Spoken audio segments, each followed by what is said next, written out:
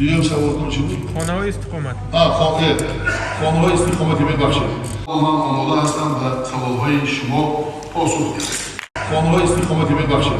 خانه‌های خدمتی استقامتی که برای هوسمندکنی متخصصان در ساحه معارف، تندرستی، فرهنگ، خدمت دولتی البته که سال‌های طولانی نوبت می‌ایستند.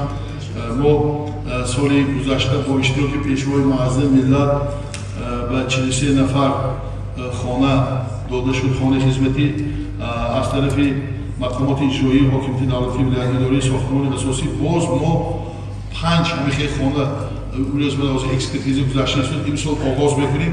ما همین دوام میدیم آینده. ما آینده البته اینا دوام میدیم. همین با 5 همیشه خانه های زمانوی و شهر و نایه های هم سپارش دادیم. خودی کارخانه های عظیم به کیبل و شرایط دارن، هزارها نفر در آنجا مردم کار بکنند، هم مردم هم عائله دارند، هم متخصص هم خانه احتیاج دارند. ما سپارش دادیم که همچون خانه خدمتی همین کادرهایی که کار میکنند برای هوسمندکنی آغاز کنند. گفته دستور دادگی حاضر بررسی ده و من باوری کامل دارم که اینا ما آینده اجرا میکنیم. لیکن حکومت ولایت ما اینا ساختمانش هم ما دوام میدیم. همین جا ما زمین جدا کردگی همین دو خانه ای که هست بهلو شنده با 5 همیشه خانه بنیاد میشه.